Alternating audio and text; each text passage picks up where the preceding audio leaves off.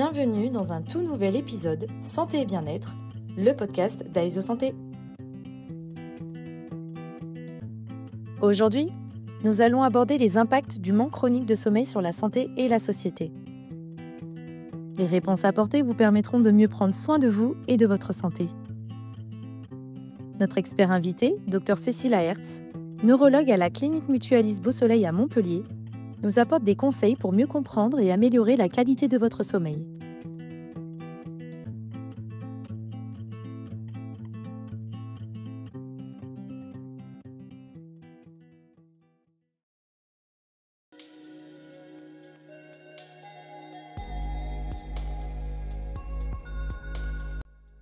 Bonjour Dr Hertz et merci d'avoir répondu à cette invitation.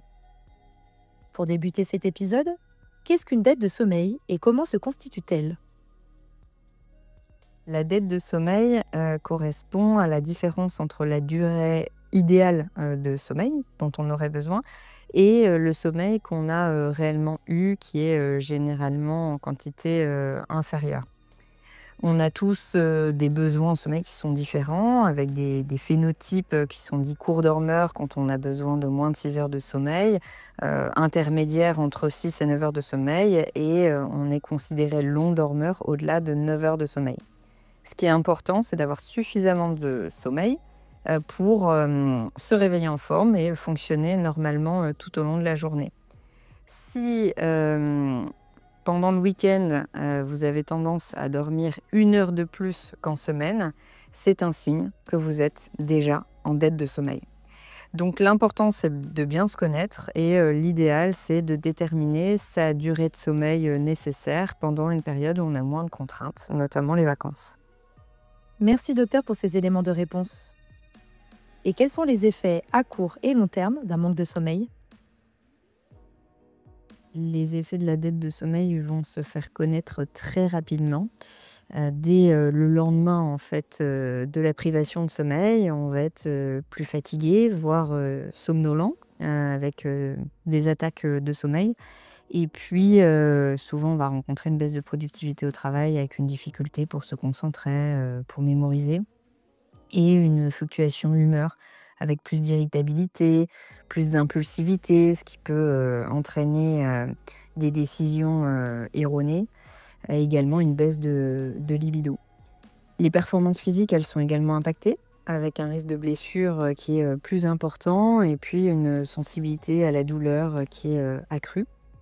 Ce qu'on sait également, c'est qu'en cas de privation de sommeil, même courte, le corps va subir un stress avec des modifications hormonales et notamment une augmentation du cortisol, de la gréline, qui sont des hormones qui sont impliquées dans le métabolisme et qui vont générer une augmentation de la tension artérielle, une modification de la régulation du sucre dans le sang, et puis une appétence pour les aliments gras et sucrés. Quand on a peu dormi, on est également beaucoup plus sensible aux infections, puisque notre système immunitaire est beaucoup moins performant. Nous vous remercions pour ces explications très claires. Pour continuer, quel lien existe entre le manque de sommeil et certaines maladies chroniques ? La dette de sommeil, sur le long terme, elle va entraîner une altération de la santé à la fois mentale et physique, puisqu'il y a un risque beaucoup plus important de dépression, de burn-out, et puis des maladies métaboliques comme l'obésité, le diabète qui se développe à cause d'une résistance à l'insuline, ou encore de l'hypertension artérielle. Donc toutes ces maladies, elles constituent des facteurs de risque cardiovasculaire, ce qui, à terme, peut entraîner un accident de type infarctus du myocarde ou un accident vasculaire cérébral, par exemple.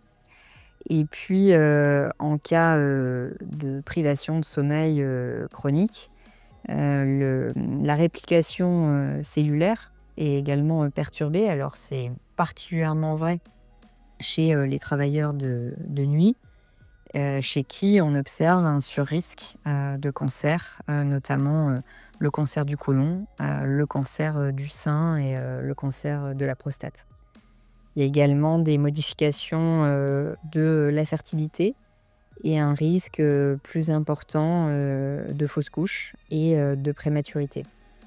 Et puis enfin, ce qu'on observe, c'est un surrisque de maladie d'Alzheimer, probablement parce que durant le sommeil, il y a un système qu'on appelle le système lymphatique qui a pour rôle de détoxifier notre cerveau, d'éliminer les déchets.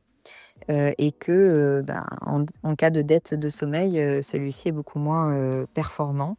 Et donc les déchets, les protéines toxiques qu'on aurait dû éliminer ne le sont plus correctement. Passons à la question suivante. Quels sont les risques professionnels et sociétaux liés à un déficit de sommeil? La dette de sommeil, elle va générer un surrisque important d'accident en lien avec la somnolence qu'elle va engendrer. Donc un risque d'accident de la route. C'est important d'avoir en tête quand même qu'un accident mortel sur 3 qui est causé sur l'autoroute est en lien avec une baisse de la vigilance. Alors il y a d'autres exemples tristement célèbres, comme celui de l'accident de la centrale nucléaire de Tchernobyl, où en fait il y a eu une accumulation d'erreurs humaines, mais qui se sont produites dans un contexte de dette de sommeil prolongée. Et puis, moins tragique, le navigateur Alex Thomson qui a malheureusement planté son bateau quelques heures avant de passer la ligne d'arrivée, parce qu'il n'a pas entendu son réveil sonner. Enfin, pour terminer cet épisode, peut-on récupérer une dette de sommeil? Et si oui, comment? On peut récupérer d'une dette de sommeil, au moins partiellement, mais il n'y a qu'une seule façon de le faire, c'est en dormant. Donc la seule possibilité, c'est de faire la sieste. Plusieurs présentations possibles, soit vous avez eu une nuit très courte, et dans ce cas-là, vous risquez de faire une sieste un petit peu plus longue pour récupérer un cycle de sommeil. C'est pas l'idéal, mais tant que ça reste très ponctuel, c'est possible de le faire sans décaler en fait son rythme de veille sommeil. De façon plus habituelle, dans la vie courante, il vaut mieux faire une sieste de durée courte, donc de moins de 30 minutes, parce que sinon on risque d'entrer en sommeil lent profond et de consommer le sommeil prévu en fait pour la nuit suivante, et donc de raccourcir le sommeil de la nuit suivante, ce qui petit à petit va générer des troubles du sommeil et généralement un trouble insomnie. Enfin, l'idéal c'est d'anticiper quand c'est possible cette dette de sommeil. Je pense notamment aux travailleurs de nuit. Et donc le mieux à ce moment-là, c'est de faire une sieste longue, mais plutôt en fin d'après-midi, avant la prise de leur poste.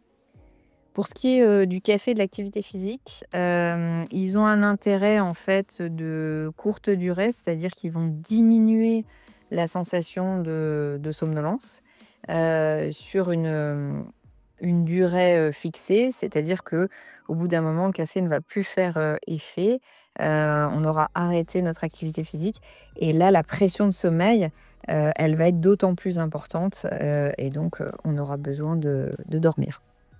Nous vous remercions, Dr Aerts, d'avoir pris le temps de répondre à nos questions.